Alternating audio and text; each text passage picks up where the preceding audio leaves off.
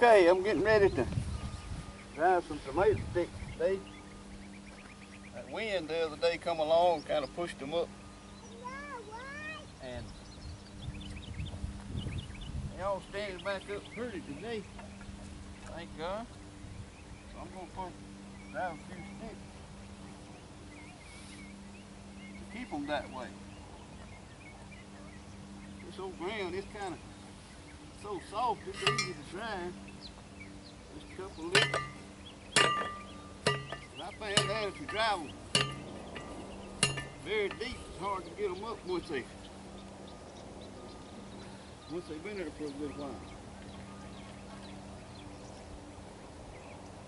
I'm just gonna grab a few, couple hits, let her go.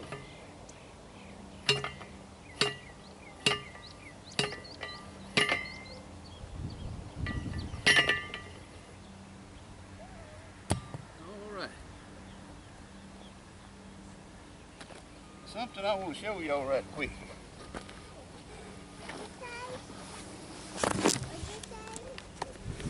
What'd you say, Papa? This here, you can see it. I'll lay it on the ground so you can look at it. Now that right there is a cocoa. It's called cocoa grass. And the more I hip the dirt up, the taller it would get. You can cover it up, and it'll still come up through the dirt as you cover it up. Every time you cover it up, it'll grow a little bit more, a little bit more, a little bit more as it grows up. And I want to show you how the tomato plants have stood back up since the storm. It's just amazing how they'll stand back up and reach for the sky. They were all, you know, as you seen on my past video, how they were laid over, and now they standing up pretty. And my little ones over here that I planted, I guess it was about a week, week and a half, maybe 2 weeks apart from these over here are catching up with these. So it's got to be the right kind of weather, I guess, because it was kind of cool when I planted these over here, it was hot. So everything is looking good, thank God.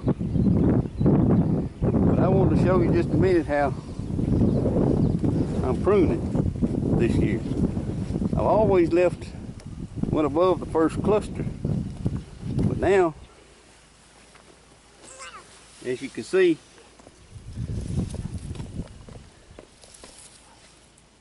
I'm going to take off this one. Just these two right here at the bottom. One of them's a feeder, and the other one is a little bit higher on the next stalk. And I'm going to leave it, I'm going to do it on like the first cluster is what I'm saying. I'm going to prune them. And it seems to be working out good. As you can see these up here. The more you prune them, the bigger they'll get. Because you know all the nutrients and everything is having to feed the whole plant. So the less limbs you have on them, the bigger the plant will get. Well, if you're like me, I'm looking for harvest time myself. But we need the foliage in order to cover it up. We need the foliage to cover it up so our tomatoes won't blister. So I think I've got plenty foliage. But I just wanted to show you about that cocoa grass. It is amazing how it will just keep growing and keep growing and keep growing. I don't know how long it will get the more you cover it up. My next video is going to be about how I tie them.